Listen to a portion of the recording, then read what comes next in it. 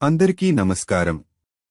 మన పెద్దవారు నమస్కారం చేయాలని ఎందుకు చెబుతారో మరియు దీని వెనుక ఉన్న గొప్ప శాస్త్రీయ మరియు ఆధ్యాత్మిక కారణాల గురించి ఈరోజు మనం తెలుసుకుందాం.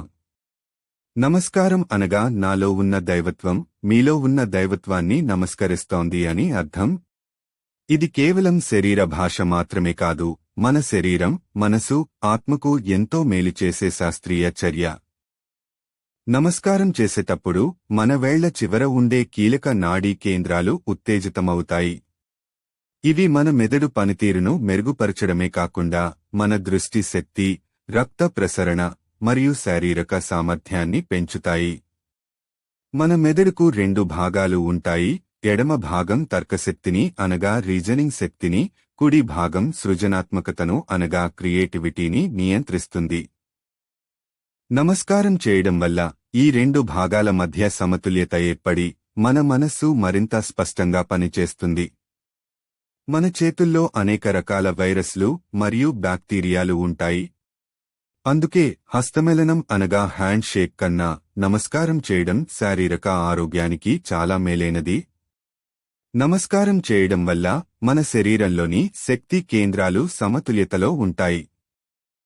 యోగశాస్త్రం ప్రకారం ఇది మన ప్రాణశక్తిని సరిగ్గా ప్రవహించడానికి సహాయపడుతుంది. అందుకే ధ్యానం, యోగా మరియు ప్రార్థనల్లో ఈ ముద్రను ముఖ్యంగా ఉపయోగిస్తారు.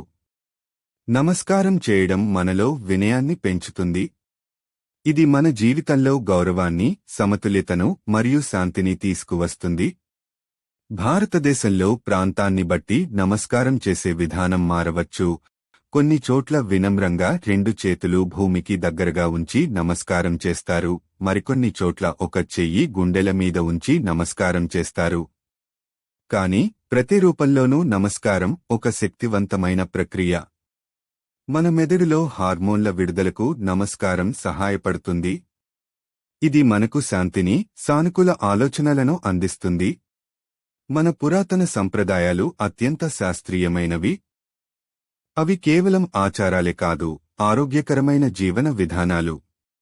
మీరు కూడా ఈ విజ్ఞానవంతమైన సందేశాన్ని ఇతరులతో పంచుకోవాలనుకుంటే మా ఛానల్కి లైక్, షేర్ మరియు సబ్స్క్రైబ్ చేయండి. మళ్ళీ తదుపరి వీడియోలో కలుద్దాం. సెలవు.